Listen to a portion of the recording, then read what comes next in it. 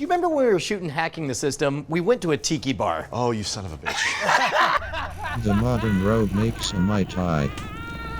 So you've never had a Mai Tai before? No. Do you know anything about them? No. Okay.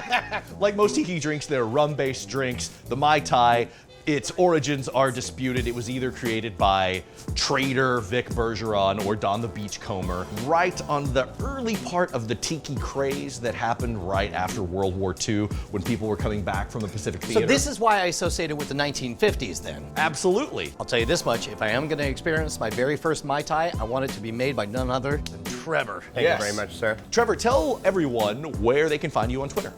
You can find me at Barstool Theory. Let's express again, we are in a secret bar in downtown Austin that you have to know the code to get into. It doesn't have a Disguised sign. as a perfectly legitimate business. Yes, and it is amazing. It's also horror themed inside, which makes it my jam. Oh, I didn't even realize that. How did you not realize? The I mean- floor is the carpet from The Shining. Okay, all right. So what is a Mai Tai and what is in it? There are a lot of different components to a Mai Tai, but this one's really easy to make. And I feel like if you go out and look, you're just gonna be inundated by too many different recipes. So let's keep it simple here. Yeah. The great thing about when you make tiki drinks is you don't have to have tools. You need a shaker, you need ice, you need booze, you need a cup, and you got a tiki drink. We're gonna be using a light rum and a dark rum. So we're gonna start off with 1 ounce of Plantation. This is aged 5 years. It's a Barbados rum. What is the difference between a light rum and a dark rum? It depends on the distillation process, what sugar's added. The rum is like the wild, wild west of liquors. There aren't many regulations on it, and you can do more in the distillation process than you can, say, with whiskey or gin. So you're saying we are in the process of sorting out what's what and deciding what names. Okay, Exactly. very cool. And most tiki drinks are rum-based drinks. What is it about rum and seafaring vessels? Like, why is rum suddenly great on boats? I think that most of the islands that the seafaring vessels and the pirates were around were growing sugarcane. They all have sugar. And that's where the rum comes from. Got it. And then next we're gonna go with 1 ounce of light rum. Today we're using Flor de Cana. So these are all pretty standard boilerplate rum. You're gonna be able to find these rums in most liquor stores. Next, we're gonna use a dry Curaçao. This one is actually a triple sec from the island of Curaçao. He directed Seven Samurai. No, okay. No.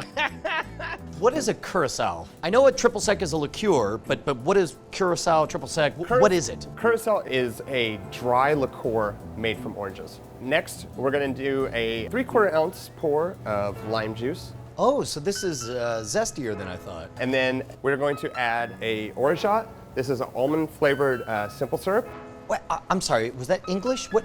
Orgeat. Orgeat. Orgeat. Okay, and we learned that a simple syrup is granulated sugar mixed water. with water. Mhm. Got it. And this one is pure sugar cane mixed, and that is boiled with almonds to get the oils Oh, and fat wonderful. out of Very an almond. cool. And this is actually nothing exotic either. You can find this on most shelves. So now we're gonna do a 0.75 or 3/4 of an ounce pour of orgeat.